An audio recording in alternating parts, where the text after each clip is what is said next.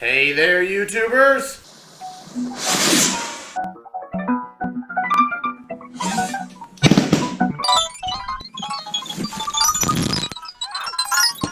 Hi there, Dr. Sheep here. Welcome back to our biology video. Ignore the crunching because Phil won't stop eating bugles.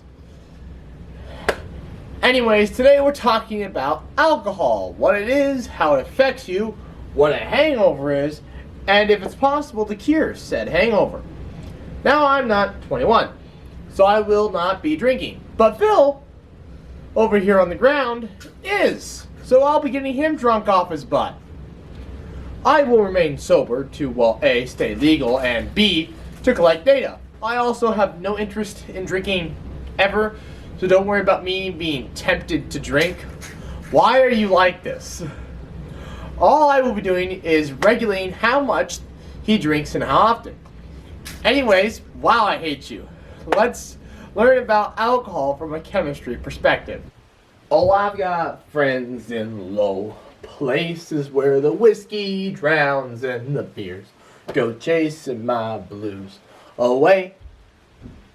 So, alcohol is a hydrocarbon, meaning it contains hydrogen and carbon. Wow, my phone is blowing up. It also is also flammable, which can give it some interesting uses. There are 4 major types of alcohol. Butanol is the least commonly known one, and it only has uses in industrial solvents. Methanol, or methyl alcohol, why is my phone blowing up, is not widely known as the other 2, but finds its use in fuel additives to prevent fuel from freezing. This is due to the fact that it has an extremely low freezing point. It can also be found in solvents. Isopropyl alcohol is most commonly known to be in disinfectants. All of these types of alcohol could be in disinfectants, but isopropanol tends to fit the best here. The last and only one consumed by humans is ethyl alcohol. This is also found in ethanol, which is used in renewable fuel.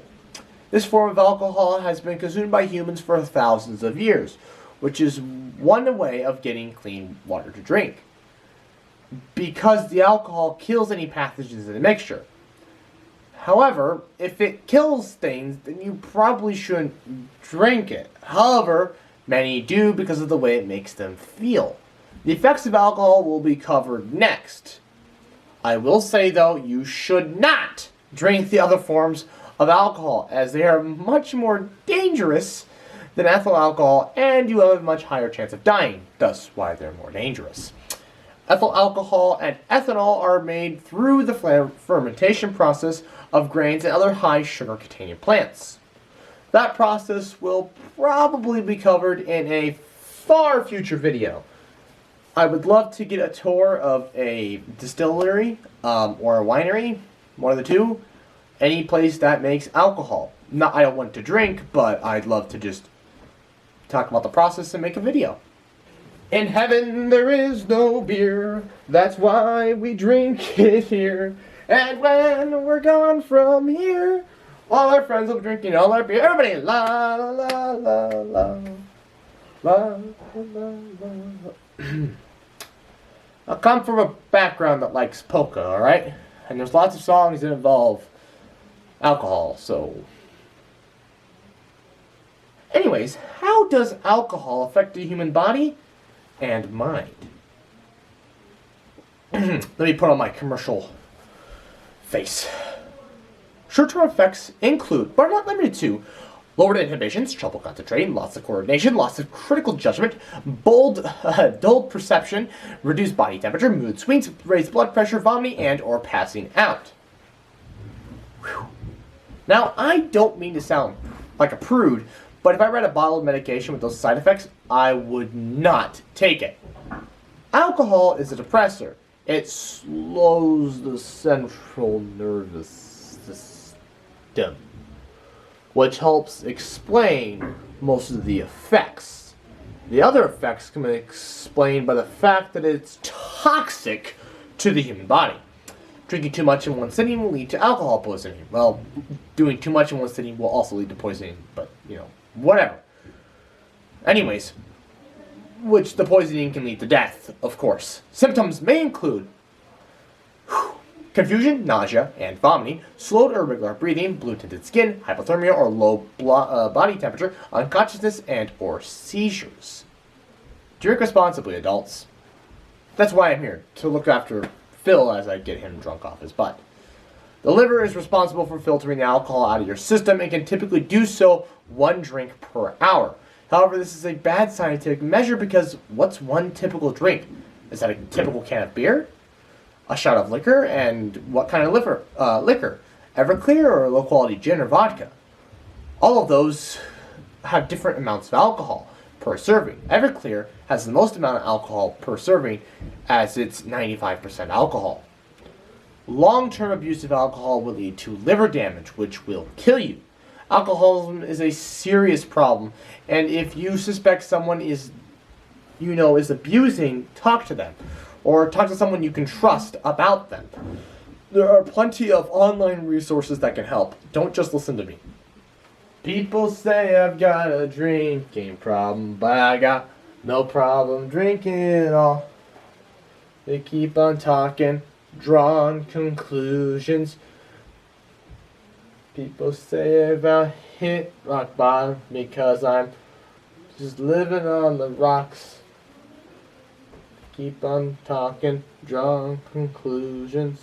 Something problems, I call it a solution. I've got a drinking problem. That's the song. I don't actually have a drinking problem. I used to have it memorized more than that. And if it wasn't for me playing Minecraft a lot lately, I wouldn't even remember that song existed. Was it Old Dominion? No, it wasn't Old Dominion. Anyways, dang it, my computer fell asleep. Finally, The Hangover. And no, I'm not talking about the successful movie trilogy, but the bad feeling you have after a heavy night of drinking, or after a late night of heavy drinking. That does not include guilt, but it could, depending on what or who you did the night before. This? Who you did? Jesus Christ. The typical hangover usually consists of 3 parts.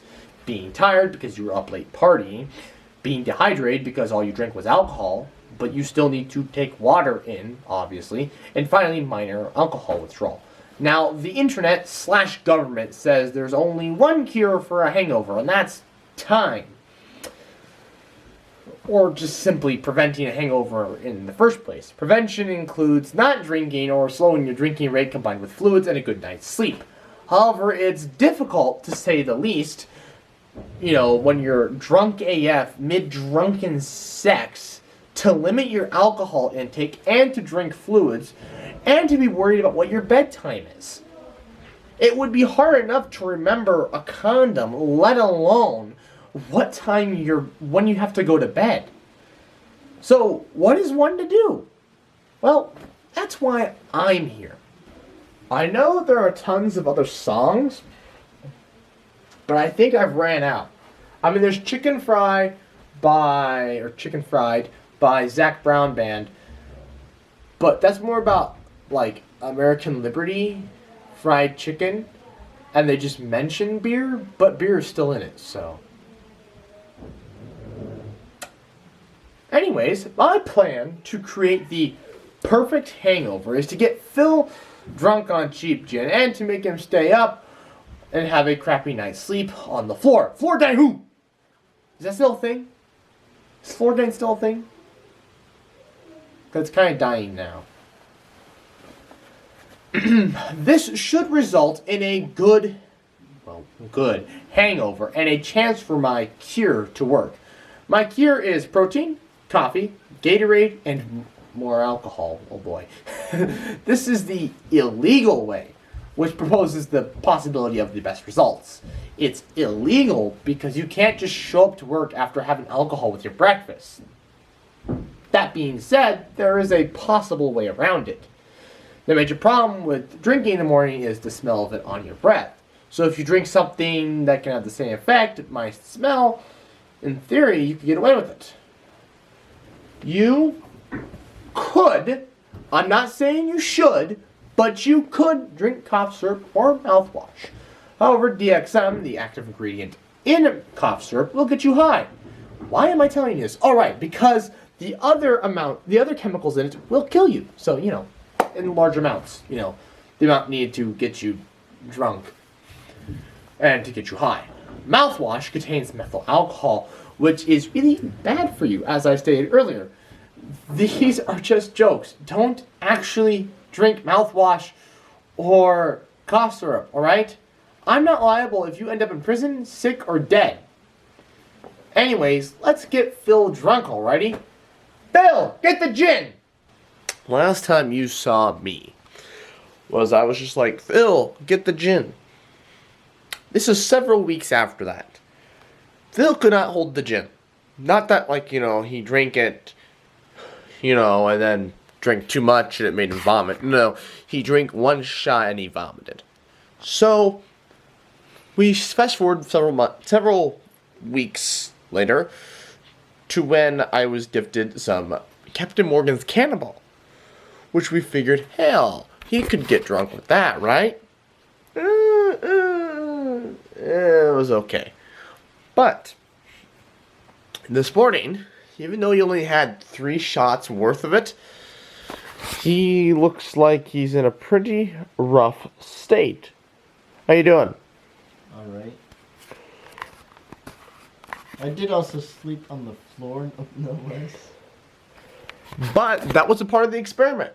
The literally worst conditions possible to hopefully get some sort of a hangover. So now, we're going to cook eggs and see if we can't get him to feel better. I really don't know if this is really curing a hangover at this point, because I really don't know if he's hungover. I doubt he is. But, it's worth trying, right?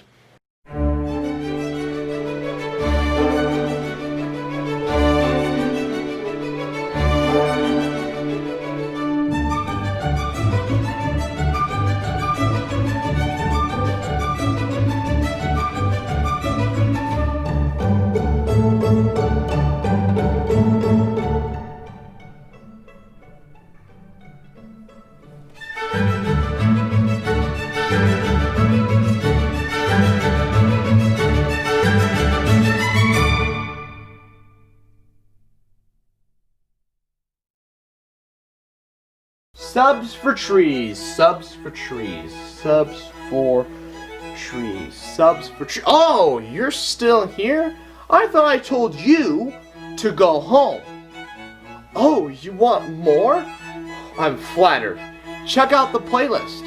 If you want exclusive content, check out my Instagram, Dr_sheep_YouTube. That's all lowercase.